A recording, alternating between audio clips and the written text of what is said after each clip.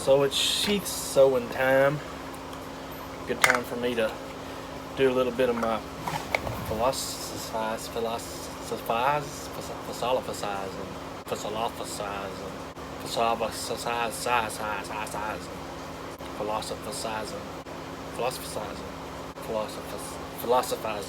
There we go. Philosophizing. Time to do some philosophizing. Damn it. It's not time to thread that yet. Things I wish somebody would have told me when I first started. Like I said, I'm still a beginner. I'm still learning all this stuff. I learn every day. I've been doing it, I don't know, like a little over 2 years, I guess. So yeah, I'm still learning. I still learn every day. I'm in no way, shape, or form am I an expert. I don't know nothing. What I do know, I'll fix and teach y'all. Do some philosophizing. Number one, get the right stuff. What I mean by that is make your tools. Both forges I got over there, I made them. Made the burners for them. I made forges. Press that I have, I made it. Make your tools. It's going to save you money. Make your tools like that, but when you're making them, get the right stuff to make them with. Order Mizzou castable refractory. Don't go to the hardware store and get the garbage furnace cement thinking it's going to work. It'll work for about 2 weeks, then you're going to have to redo it. Trust me on that one. Order the right stuff. Get the right tool for the job. It's going to take a little longer to get it in, but just be patient. Get the right stuff. Don't settle. I'm not saying don't get stuff from a hardware store. Get stuff from a hardware store. If you need a 1/4-inch needle valve, pipe threads on it, you're not going to find one anywhere around here. You're going to have to order it. Don't try to rig something up like I did. Didn't work, and I still had to order it, and it took even longer. I could have ordered it in the first place and it had already been there. Right stuff for the job. Do it. Number two, learn from a reputable source. What I mean by that is DVDs, books. Get up with Chris Crawford. He's the man. He has DVDs on everything from basic knife making, basic pouch making. That's how I learned how to do this. To canister Damascus, to Bowies. He's got a video from Ray Kirk in Oklahoma. Just amazing mastersmith. He was on Forge and Fire. He was the one that like sat there, got done early and sat there drinking coffee. It's pretty cool. I gotta meet that guy one day. With integrals, with him making, showing how he does integrals. But he has just a ton of videos, all kinds of stuff. Do that. My books. Wayne Goddard's $50 Knife Shop, amazing book. I've read it multiple times. YouTube. I'll tell you something about YouTube. YouTube's good. You can find some good stuff on YouTube. You better watch who you're listening to on YouTube. I ought to go up there. If it wasn't raining straight down, I'd run up there to the house and get my first couple sheets that I made from YouTube, and then show you one of these, and you'll see the difference in YouTube and an actual DVD from somebody that's been doing it for 50 years. The Facebook groups, I'm in a couple. I don't know why I'm even still in them. Some of them are pretty good. There's some smart guys on there. There's some very talented guys on there that have very good advice. But I'm gonna say 97% of them don't have a damn clue what you're talking about. What I mean by that is you're gonna get people trying to give you advice, not knowing what they're talking about. They're gonna be giving you advice based on what they heard somebody else say. Like I said, there's some slick guys on there, and like, go to their page.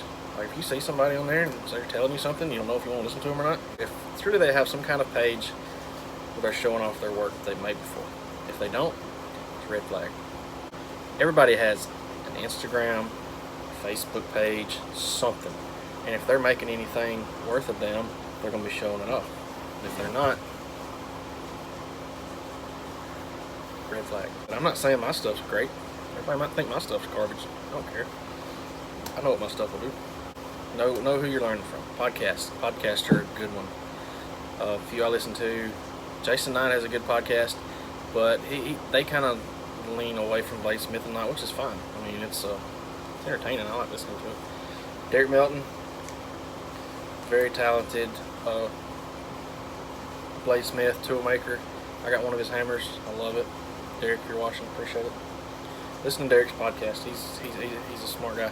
Him and Chris grew up together, by the way. I don't know if you know that. Derek won Forged in Fire, small sword episode.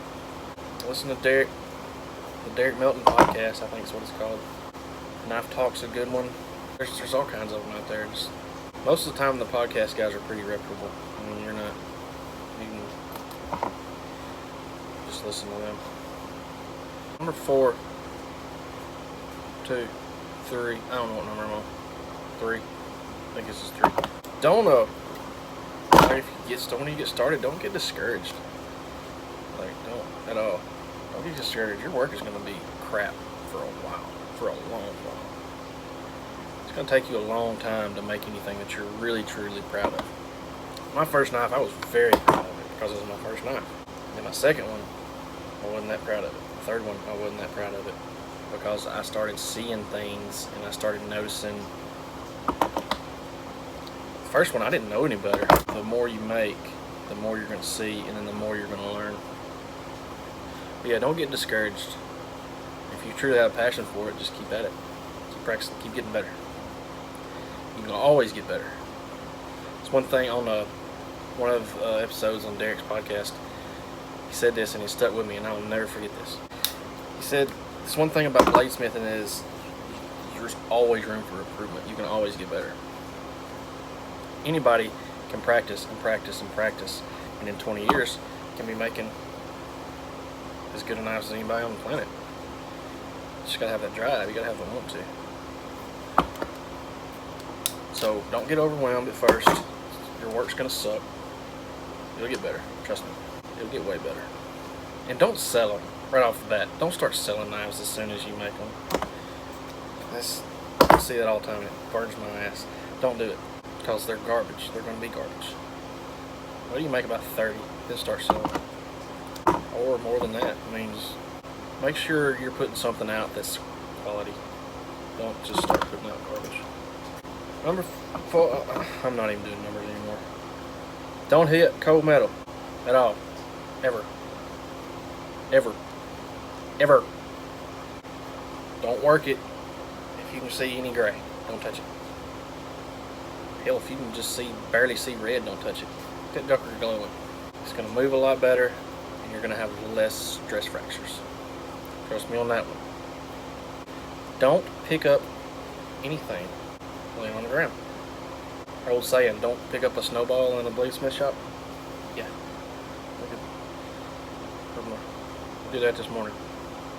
Hurt the hell out of my fingers. Yeah, don't pick up anything. Probably the most important thing that I can think of, and this is the most important thing, slow down. Slow down. Slow down. Don't get in a hurry. Go back. If you think you're done sanding, think you're done grinding, you're not. Keep going. Go back. Get that little bitty grind line you see. Get that edge bevel. I mean, straighten your plunge lines up. Go back and do it right. Do it right the first time. Slow down. Quit trying to finish a knife so you can start the next one. Worry about the one you're working on right then. That's my biggest thing. I still do that. I still get way too big a hurry. Just slow down. Slow way down. Take your time. Put out something that you're proud of. Can't really think of anything else. Sure I will. But right now that's about it. And with that, I have this sheath sewed up. That concludes my salafizing for this session. Y'all have a great day. Don't let you meatloaf.